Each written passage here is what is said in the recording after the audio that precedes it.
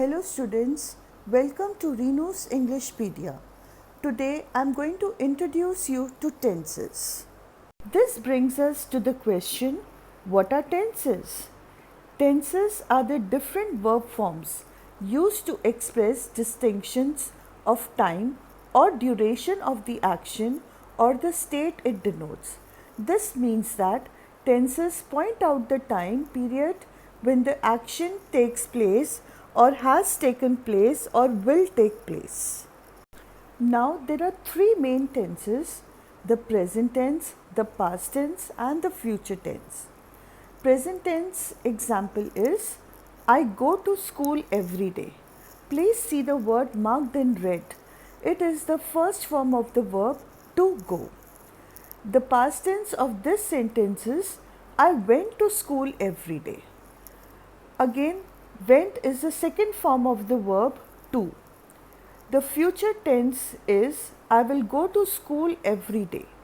Now all these three tenses convey different meanings. The first simple present tense conveys the meaning of a habitual activity that you every day go to school. Similarly, the past tense conveys the meaning that there was an activity you used to do initially. Over here, the activity is going to school. You are stating that you used to go to school previously, but now you do not do so. And the future tense conveys the meaning that you intend to go to school in the future, although it is not yet confirmed. Now these three tenses are further divided into four subtenses, that is, number one, the simple or the indefinite tense. Second one is the continuous or the progressive tense. The third one is perfect tense and the fourth is perfect continuous. Now before we study the tenses, it is very important to have pre-knowledge of the verb forms. Basically, there are only three forms of the verb, but actually speaking, there are five forms of the verb. The first form is called the root form, the base verb, which is in the to plus the verb form. Next comes the first form of the verb, which is generally known as V1. Next comes the second form of the verb, or is commonly called V2, followed by the past participle form of the verb, that is V3. Lastly, we will discuss the present participle form of the verb, which is root form plus ing. Now the examples for this are the root form of the verb to eat. Its first form is eat, second form is ate, and the third form is eaten. The present participle form of the verb is eating. Second example which I have given is the verb to sleep. Its first form is sleep, the second form is slept, and the third form is also similar to the second form, that is slept. Its present participle form is sleeping. It is also important to understand how these different verb forms are used. The first form of the verb is used in the simple or the indefinite present tense. The second form of the verb is used in the simple or the indefinite past tense.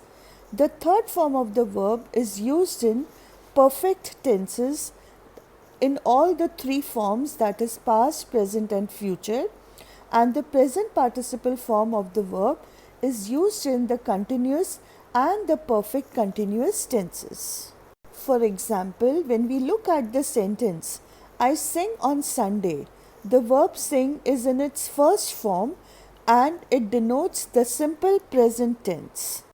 Again, when we look at the next example, I sang on Sunday, sang is the second form of the verb to sing and it denotes the simple or the indefinite past tense.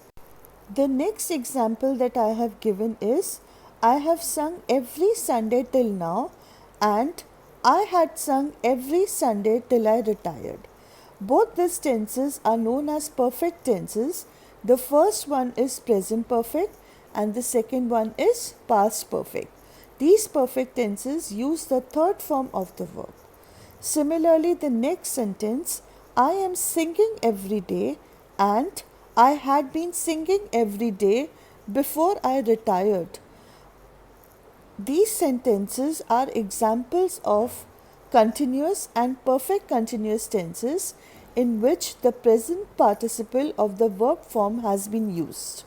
Another very important factor which we need to know before we delve into the study of tenses is the knowledge of the three most important helping verbs, that is, to be, to have, and to do.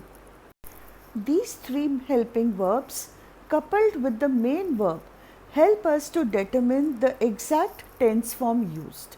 Now, the first verb to be is used in continuous and perfect continuous tenses for all three tenses, that is past, present, and future. For example, they have been dancing together for many years. This is an example of the present perfect continuous tense.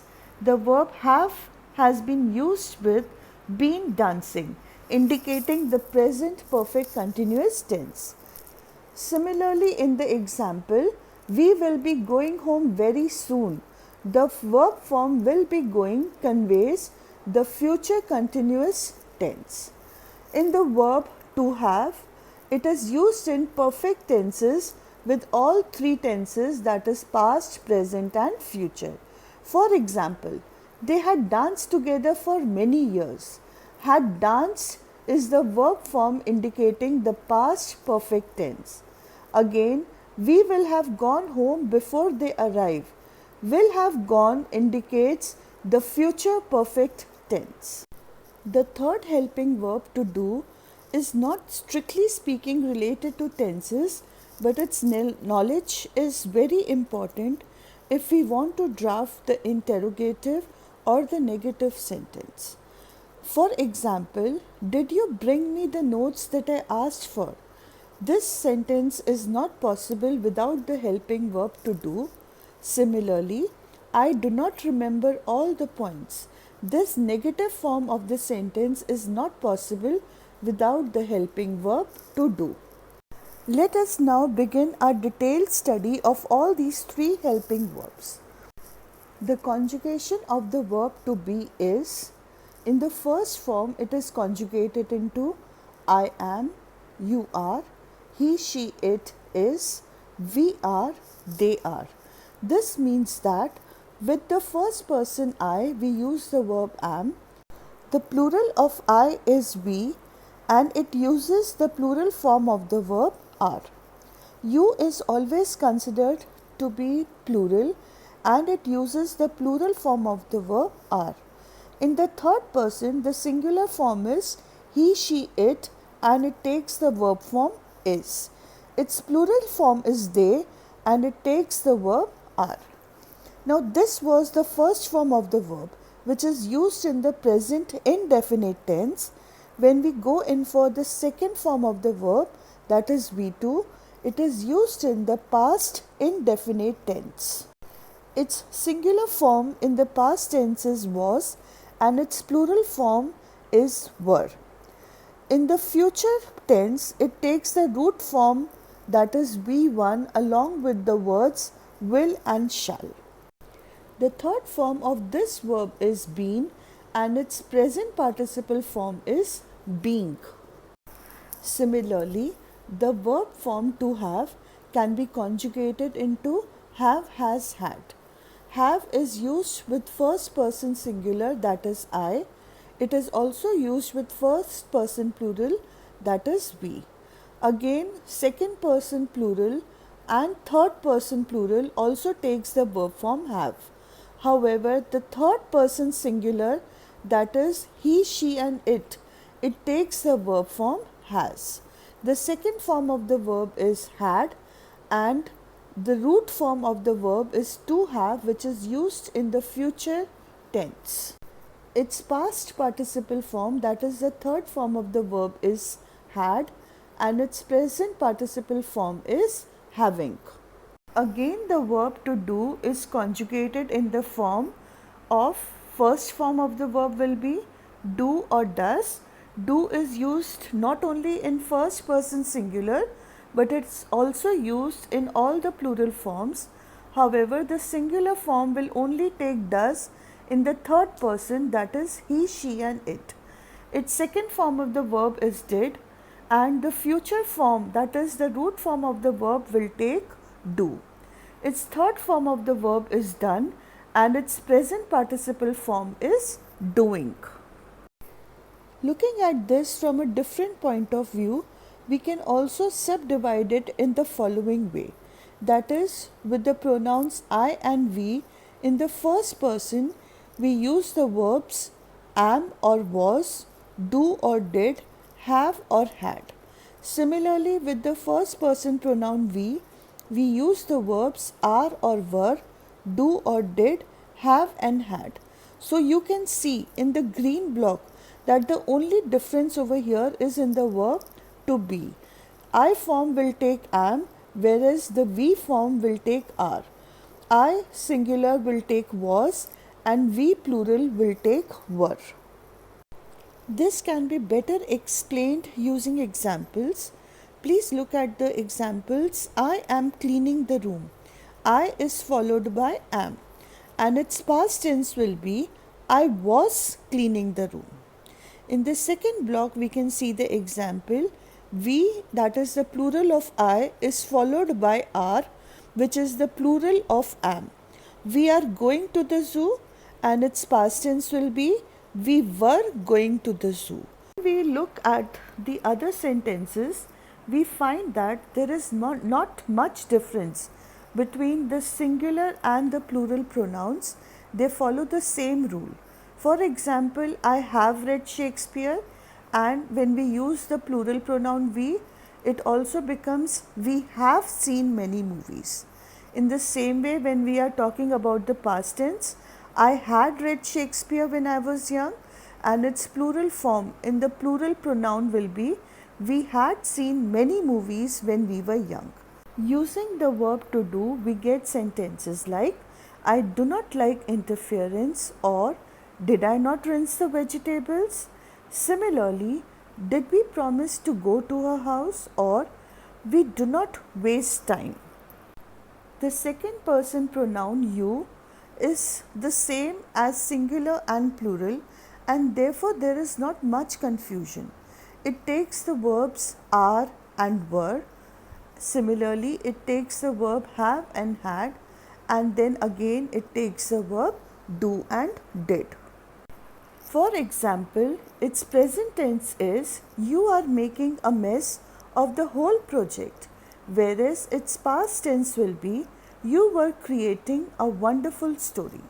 Using the verb to have, we have the example you have listed down all the points, and its past tense will be you had written all the spellings correctly last time. Using the verb to do, we make sentences like you do not go to the doctor regularly, and did you not finish your work? The third person pronoun he, she and it are very important because they are taking a different form of the verb.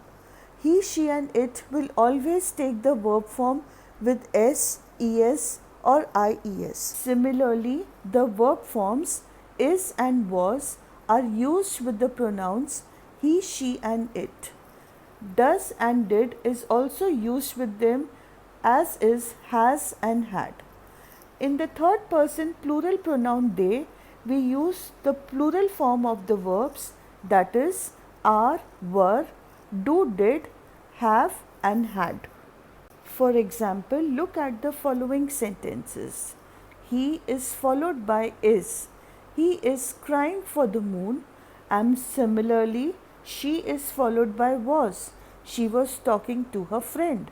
But in the plural form of the pronoun, it is followed by are and were, that is they are living in America and they were weeding the garden. Again, using the verb to have, we have the examples. He has answered all the questions, and she had run many races when she was young. The plural form will take the verb. They have tricked many people, or they had tricked many people when they were young. Using the verb to do, we get sentences like it does not work properly or did he attend the college? Similarly, did they switch off the lights or they did not escape in time? In this video, I have laid more stress on the pre-knowledge required for tenses. Please stay tuned for further videos on tenses. If you like the presentation, please do not forget to like, share and subscribe to Reno's Englishpedia. Thank you.